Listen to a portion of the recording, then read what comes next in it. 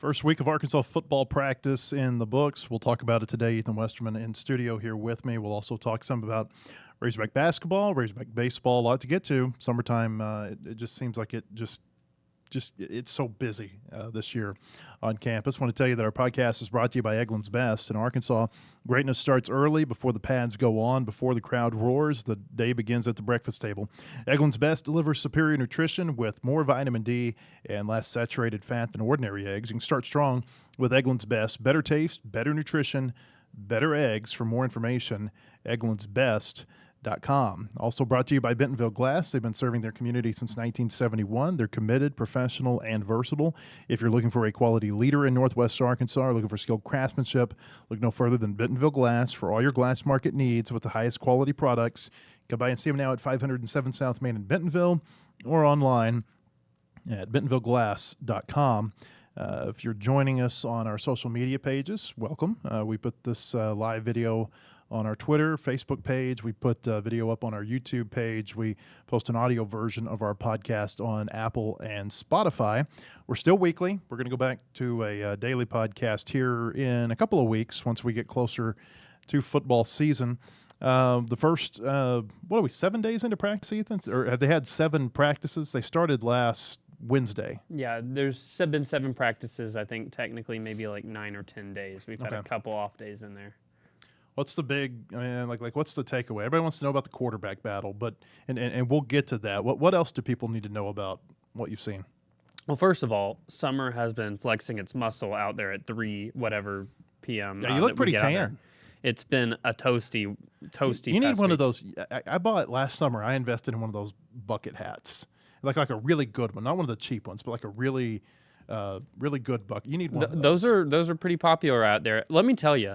I know people comment on like the press conference videos and stuff. These coaches they're crazy. They'll go out there wearing like hoodies and sweatpants, and it's like they're layering up almost. And I don't know. I think it's just like a mental thing, like to show that you're tougher than that. But I actually do think the more that we've talked to some players, talked to some coaches.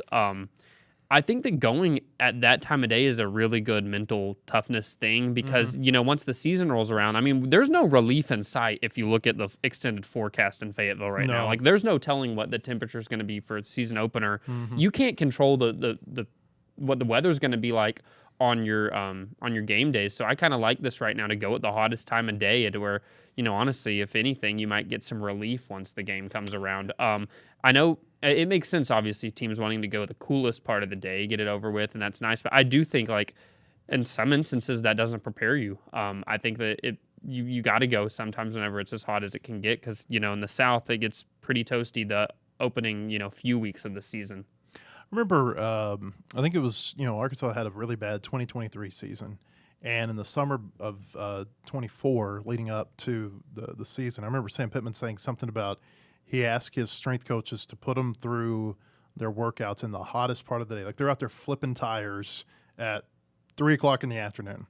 And, his statement at that time was tough people do tough things. And, so, I mean, it's kind of a similar thing here. Now, I think they're going to go to morning practices pretty soon. And that's one of the big changes from Silverfield, from any of the coaches that I've, seen at Arkansas. Arkansas has always been an afternoon practice program. Silverfield is a morning practice person. Like you remember before Arkansas played Memphis last year, that was one of the things that he talked about was that they practice at 11 o'clock every morning, and he thought that might give them a leg up playing an 11 a.m. game against Arkansas, was that they were a morning practice team. So this is going to change once classes start, I think, next week.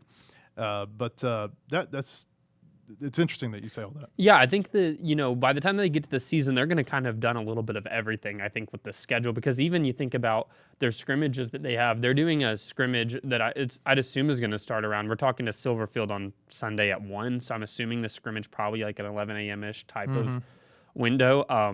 So that gets you prepared for that. And then I think they're turning around that Saturday, and we don't have media availability because I think they're starting that at 9 p.m. to get ready for Utah. So, and then they're going to go to these morning practices, and they've done these afternoon ones. I'm kind of starting to think, I'm like, is there a time of day that y'all haven't really kind of worked on the fields? Which I think, as a coach and as a staff, like the number one thing that they, that their job is, it's you got to have a team that's prepared. Like that's what it all boils down to is like your job with practices and stuff is prepare a team as best as you can for whenever the games start.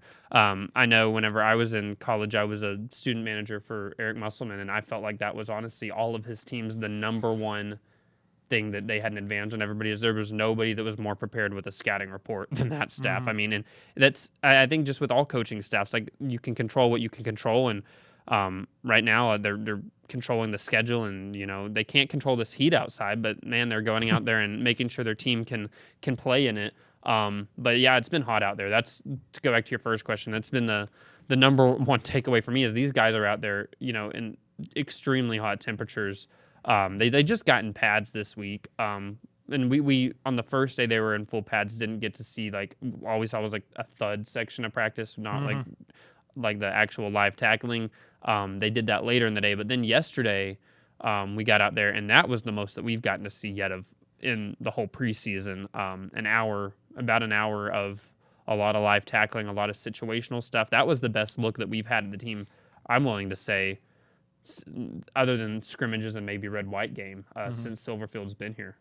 And by the way, when Ethan says it's hot, I picked up my kids at 3 o'clock yesterday, and it was 104 according to my truck thermometer. Now, whether or not that's accurate, I don't know. But like if it's 104, you're talking about a heat index probably in the 105, 110 range. Yeah, and then get on a turf field and that's right. pads and helmets, and it is. I mean, I don't even want to know what the feels like is on that. Like all I know is it feels to me like I'm sweating out of melting. Yeah, I'm just standing there watching a practice and I'm sweating my butt off. And these players are, having to go full speed. Coaches are wearing hoodies and, I think football coaches just like to do that. I always in high school found it funny. The coaches that come the playoff time whenever it's really cold outside will start wearing shorts. It's almost like these football coaches love to just wear what doesn't make sense. I understand the long sleeves. They're trying to protect against skin cancer, but it's the layering for me. The hoodies that you get like a nice long sleeve t-shirt. All these coaches come into the press conference with like very clear like sweat spots all over them, and it's just like they all come in there just dripping, and it's been fun to kind of rotate through those guys, and occasionally we'll just like be like, man, you got to be hot right now, and they. It's always just the look that they give at first, like y'all don't even know how hot it is. Does it feel like a quarterback battle, or does it feel like they're kind of just prolonging this before they name Jackson the starter? It doesn't feel manufactured to me that there's a battle. I think there really is. I would be shocked if it's A.J. Hill, personally, just because I don't think that whenever you hear Tim Cramsey, Ryan Silverfield, these coaches talk about the battle, and for one of the guys with KJ Jackson, it's just we need you to be more accurate. We need you to like not miss whenever like you have like a play there. With AJ Hill, it's usually like need you to process things quicker. And it's all like between the ears, it seems like with him. With KJ, it's more of just like we need you to hit your spots. And I just think with how young AJ Hill is, KJ Jackson's pretty young too, but I think with AJ, like I think he's going to be great. He had a better practice than KJ Jackson yesterday, in my opinion. I think KJ's probably had more days than him throughout fall camp, but AJ makes plays. He made a nice throw to Courtney Crutchfield for a long touchdown yesterday. But I just think that whenever it boils down to you're in a battle and there's a guy who you have at least seen in some context in an SEC game on the field and you've seen them make plays and you have a guy who is still trying to learn a little bit, I think you probably roll with KJ Jackson. KJ Jackson also is just kind of like that more of I think at the quarterback position, like so you can rally the team a little bit, and it seems like he's really well respected. But I don't think it's fake that there was like a battle and they're pushing each other. I will be curious to see if they like when we talked to Ryan Silverfield, I asked the question of like, is there a world in which, because we know how these games against FCS teams goes where there's blowouts and you play multiple quarterbacks. And I asked if there's a chance that would serve as maybe a final audition, the North Alabama game for Utah. And he said that they're going to have one named before then. So I'm curious to see if that actually pans out, if they name a starter soon, because we're getting toward especially after you get a scrimmage under their belt on Sunday, if one of them just really stands out, I don't know, necessarily how long you want to just keep it under wraps or if you want to come out and just name a starter. But, yeah, I think there's a battle, but I'm not sure how close it is. I'm going to guess they string that along through the second scrimmage. Like that seems like just in my experience, whenever there's quote unquote quarterback battle, they want to take it through the last scrimmage of the preseason and then name the starter and give the team 10, 12 days, however long, to know that that's your starting quarterback. That would be my guess as to how that plays out. Yeah, and I do think that there is some like stringing it along. There are some like actual benefits to it, and Ryan Silverfield mentioned it. But like, you're lying to yourself if you say Arkansas isn't working on Utah some right now, or like probably vice versa. I don't know who Utah has week 1, but working on Arkansas. The longer you do string it along, at least that's more things they have to look at. I don't know how. I mean, if it takes up any bit of somebody's scouting time, that's a benefit. But I just don't know how in today's college football, like all with the technology that you can get to scout teams and stuff, like how beneficial that will be to string it along to throw Utah off per se. But like, I do think that it at least gives you somewhat of a leg up if you wait a little bit to announce it. Utah starts with Idaho, by the way, and that's their first game of the season. I've heard from, I feel like multiple coaching staffs who have done this, where they try to get not game plans necessarily, but they try to do prep work on the first 4 opponents before the camp is over. Now I don't know if Silverfield is that way or not. I don't think anybody's asked him that, but I know that that's been the case in the past. Receiver seems like another position that there's pretty good competition for playing time there. Yeah, and I like them all, to be honest. Like this time last year, we came into a season with a very similar feel as far as you knew that some of the receivers that were going to have to be part of the equation didn't necessarily have like proven production in college. I think about C.J. Brown. We knew he was going to probably need to be in the mix, and he had a pretty good year for his first year, really getting a lot of targets. Jaylen Brown, before he got a season-ending injury, was having a nice year, and he didn't really have production at Florida State before that, at least not much of it. I think we're in a similar situation where there are 4 guys in the fold right now with Chris Marshall, transfer from Boise State, probably going to start. There's C.J. Brown's back. He can kind of play multiple spots. And then you have at the slot spot, I think pretty close competition between Ismail Cisse and Jamari Hawkins, who came from Memphis. Jamari Hawkins has production from last year. And then behind those 4, Donovan Faupel from New Mexico State. He led them in receiving yards and touchdowns last year, so he's at least done something. New Mexico State's been a factory of good SEC players. It's kind of crazy. You think about Mike Washington, who just had a long run last night in a preseason game. He came from there, and then Diego Pavia, Eli Stowers, Seth McGowan. Like, New Mexico State has produced these players who actually perform in the SEC when they make it there. But those 5 guys that in my head, like they have to be in the equation. And then you get into the weeds of like which of these others are going to kind of prove themselves. And I think Antonio Jordan, you just look out there and he has the craziest catches that are ever made in these practices are him. Like, he's just got the large catch radius. He's tall. He's athletic. I just think if he pieces it together, he can not only be you want him in there, he could be like a serious weapon. He's got physical traits that others don't have, that it's going to be hard in the secondary to cover. And then Courtney Crutchfield, I think he could burst on the scene this year. He's really taken things a lot more seriously since he got here from Missouri. It would have been last December 2024 whenever he got here. It seems like he's really taken the step forward to just get serious about his body and mental part of the game. He's been making plays. He's who had the 88-yard touchdown from A.J. Hill.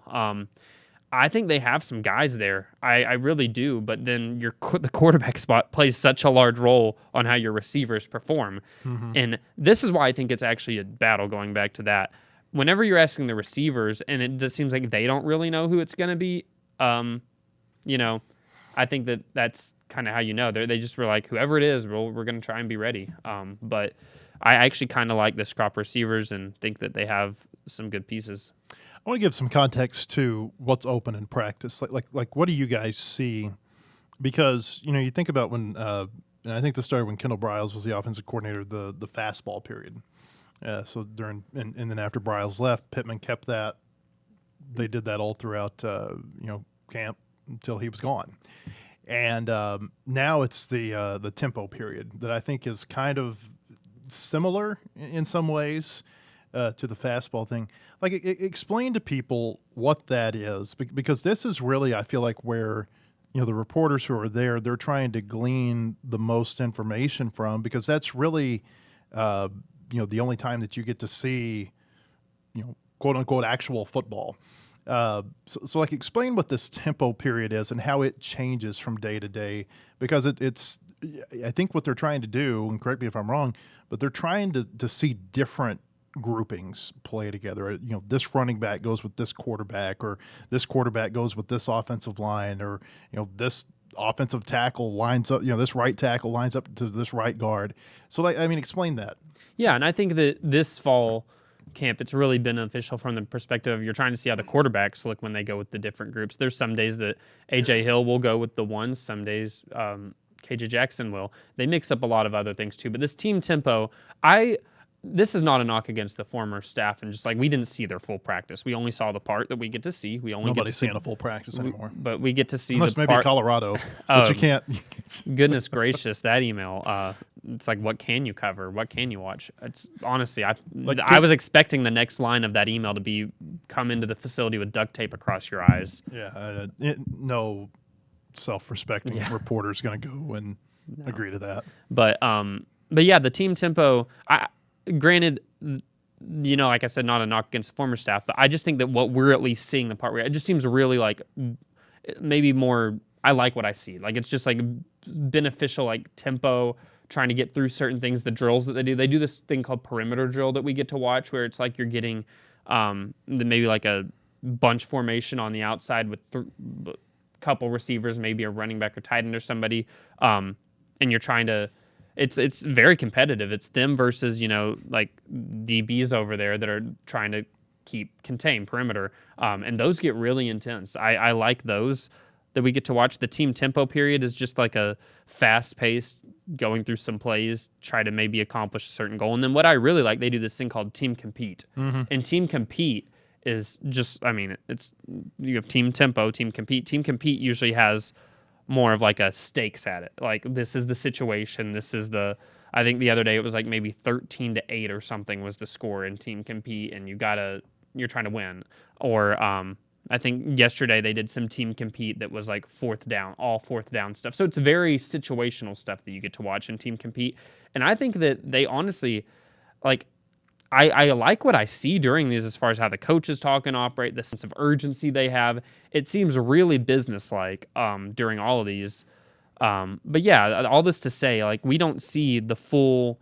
You saw a full practice sheet, like, we're seeing maybe the top third if we're lucky. And then there's a lot more live tackling periods that happen. But what you can do as reporters, we've been to 8 of these and we've seen how many live tackling periods. You can take a collection of what you saw throughout those at the end of fall camp. I think sometimes it's a natural, people like to, instant reaction of what you saw in this one day, in this one period, where maybe somebody was a star in this live tackling period, and then the other 17 that we didn't watch, or 17 is probably pretty high, but the other however many that we didn't watch, like, maybe they had an awful practice and we just saw the one, So it's vice versa. Maybe they just had a bad period. Exactly. They got some Gatorade in them, and it's why I don't think you can overreact to any of these, like, just one small sample size that we're getting to see at practice.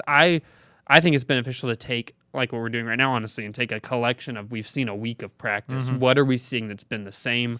What's kind of been consistent? I think that's where you can get kind of your better takeaways. I can't remember if the scrimmages got shut down under Chad Morris or under Pittman. I know that they none of Pittman's scrimmages, or I say none. I don't think any of his August scrimmages were ever open. I think he may have opened up a spring one or two, within the last few years of his time here. But back in the old days when you had Nutt or Petrino or even Bielema did this, like, you could really learn a lot about the team during the scrimmages. I always felt like that was whenever you could form a solid opinion about, okay, this is what the team is going to look like this year. Now, we don't know what opponents 1, 2, 3, and 4, what they look like, but you can form an opinion on the offensive line is bad. The linebackers are good. Whatever the case might be, the quarterback is really coming along. this receiver, maybe he's not listed as a starter right now, but man, he seems to show out every time in practice. And a lot of times that would eventually, manifest itself and show up in games. With the scrimmages closed, I think that's what, like in the last decade or so, it's been really hard to get a feel for what exactly to expect when the season starts. And I think it's made those first, not necessarily week one, because a lot of times week one you're playing somebody that you're expected to roll over, but really it makes those first couple of weeks, I think, just kind of like I don't know, I guess maybe steal Forrest Gump's line, like a box of chocolate. Like, you don't know what you're going to get because you really have no reference for what they look like in those expanded team periods. Yeah, and I think in the past few years there's been classic examples of things that maybe were red flags, but a scrimmage would have really getting to watch it exposed. Like, for instance, last year we do get read off like some unofficial stats from these scrimmages that we don't see, but we're like, whenever you hear last year that Monte Harrison is catching like multiple 40+ yard touchdowns, you're like, it was a red flag about the secondary. Yeah, at first you're like trying to be like, are we sure these are correct stats? Like, but then you watch the season, you're like, oh, I believe it. Monte Harrison probably got some 40-yard touchdowns against these guys. It would have helped a few years ago, 2023, that season, to see the offensive line against the defensive line, because that O-line was really, really, they struggled that year, and we didn't get to really see any of that. And then I think people were surprised because you had a couple returning starters on the O-line, and they didn't expect the O-line to be that bad that year. I think that's an instance where, getting to watch a scrimmage would have revealed some things there too. But yeah, like you said, it's like we're at the point of fall camp where the coaches probably want to have days where there's one winning and the other one, the offense winning one day, the defense winning another, just so you don't feel like you have a real huge deficiency. I think it's good to have like areas of concern always, because I think the best coaches always have something they're concerned about. But whenever it's a consistent, like, this is always the area of concern, and that's what we can't really get until you watch a scrimmage or like multiple live tackling, like or games. Yeah, it's like right now we just hear maybe one day this wasn't great. Like, I know they were upset on day one of tackling. The defensive coaches thought they could have tackled better. The defensive linemen were like calling themselves out, saying they could have tackled more. So you hear that and you're cautious. But was it just one practice? By the way, for people who don't know about this Colorado thing, I want to circle back to this. Deion Sanders, like there is the only group of people that is more paranoid than a college football coach is maybe the government. Like I mean, the level of paranoia that exists in a football coaching staff is just unbelievable. And then you've got varying levels of thin-skinned within the coaching community. And I think at the very top is Deion Sanders at Colorado. And they've said that you can go to practice and watch it, but you cannot bring any device, and it includes cell phones, tablets, cameras, video equipment, audio recorders, meta glasses. That was a fun one for me. Yeah. And any other recording-capable devices are prohibited. I'm still trying to figure out exactly what meta glasses are. I see all these ads for them, and I haven't quite totally grasped what I'm watching there. No reporting on pretty much anything. No, it says no documentation, no note taking of any kind, written, typed, dictated, or otherwise. No photography, videography, audio recording, sketching, or diagramming. Like, you can't even bring like a courtroom reporter there and sketch the fact that they were actually out there on the field. Yeah, like, it's more strict than a courtroom. There's one sentence about this is the best one. Yeah. It says, if you are uncertain whether something is reportable, the answer is that it is not. Yeah. Basically, nothing you see actually happened. Yeah, it's a terrible construct in your brain that you're making up. But also, they had like this thing. It felt like a middle schooler at a school where there's a no like phone policy. It's like, if we catch you with a phone, we're gonna put it in a bag, and you can get it at the end of practice again. I'm like, who are you to tell me that you can take my phone right now and put it in phone jail? Like, God forbid you're out there at a practice and an emergency happens within your family and you don't have your phone on you now. Did they put watches? Were watches on the? I did not see. I did not see watches. Okay, I would go out there with my watch and just talk into it since it didn't make the list. Well, But they would they'd probably find you. take my watch and throw it away. That sounds like the policies over there. As I read that, you know what it reminded me of? It reminded me in every like game contract, there's a force majeure language, and I mean it basically any just crazy scenario you can think of is listed in this, like war, insurrection, rumors of war. I mean it's craziness, and And the last one is always what there they're any reminding me of. act of God. any act of God. Yeah, that's right. And that basically what they did there. It's like if if we can throw a blanket over all of this, we will. Like if it's anything that requires that a normal human does, you can't do it. But yeah, that was crazy to see. Our thoughts go out to our Colorado beat reporters and what they're trying to do right now to cover football. Let's see here. A few basketball notes from the week. Brad Calipari. We knew this was coming, that he was being promoted within the assistant coaching staff, but he signed a contract for 3 years. It includes a no-compete clause.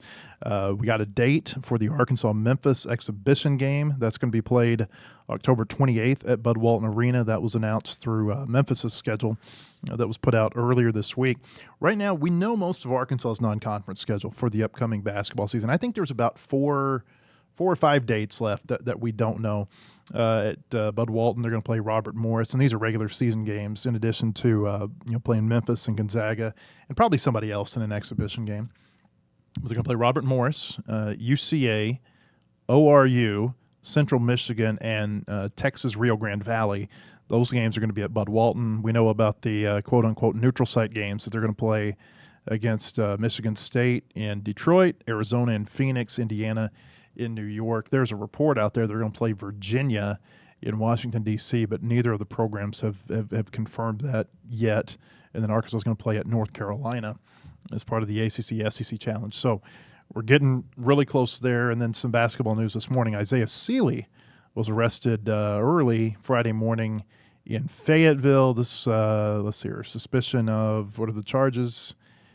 Or the preliminary charge, it says on suspicion of criminal trespassing, obstructing governmental operations, minor in possession of alcohol, possession of a controlled substance. I tell our reporters all the time it's really important to get the police report before you screenshot the mug shot on the detention center website because it gives you context to what was actually happening. Like you read that and it's like your mind goes 18,000 different ways. Like, well, what did he do? Well, what he did, he was reportedly, and this is according to the police report, he was at a bar on Dixon Street. He was asked to leave by or he was asked for his ID by the bouncer. Didn't provide it. Police were called. They asked for his ID a couple of times. He didn't give it to them. He was handcuffed, and basically they determined because he was 19 years old. As part of their search, they found a THC vape pen on his body. This is all according to the arrest report. So, spokesperson says the Razorbacks are aware of it. They're gathering information. This is just kind of the boilerplate statement you usually get, but something to watch. Isaiah Seeley. And, John Calipari, have we seen a time where a Razorback basketball player has been arrested since he's been here? I don't think we have.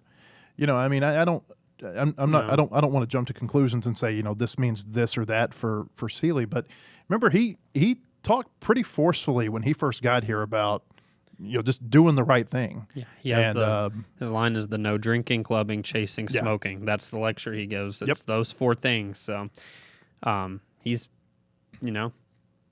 Calipari preaches it. Seeley was going to be out for the year anyway, we think, with a knee injury. So I don't think there's going to be – I don't think this is going to impact his playing time in any way because he's got a lot of a lot going on in terms of the injury. He didn't even go with the team to the Bahamas when they went down there last week. Some baseball news this week: Razorbacks have gotten 5 commitments from in-state or from juniors. 4 of those are in-state players. It was really interesting to talk to their high school coaches because I talked to all the high school coaches of these in-state players, and I tell you the feeling I got in talking to some people, this Brooks Robinson, who has an incredible baseball name, by the way. He's at Greene County Tech over in Paragould. That's in northeast Arkansas. Uh, like, I think people think this guy could be really, really good. Like he's been, like he's the number one player in the state of Arkansas. This feels like a big one for him. The other commits they've gotten are Quinn Birdsong. He's a pitcher. Robinson's a right-handed pitcher too. Robinson and Birdsong both right-handed. Birdsong from Shiloh Christian. Cameron Henderson's a left-hander from Rogers. And they got infielder Evan Canode from Bentonville. He's also supposed to be their starting quarterback on their football team. And then last night, they got a big commit last night. I got to find his name here real quick. He's an infielder from Texas. I actually talked to him last night. Levi Abrego. This is a guy who has really shot up the recruiting rankings, I guess. Houston area infielder. So this is a big addition for the Razorbacks. But no surprise, Arkansas is getting some big names in baseball recruiting right now. I know, I'm sure they're one of many sports that are very excited about this, the home football schedule being much more conducive this September. One of the big recruiting weekends for baseball is, I've been told, is September 18th through 20th. The Georgia that's when game. Georgia That's is in for town. every sport right now. What kind of hearing is that those are going to, that's when you bring in the big.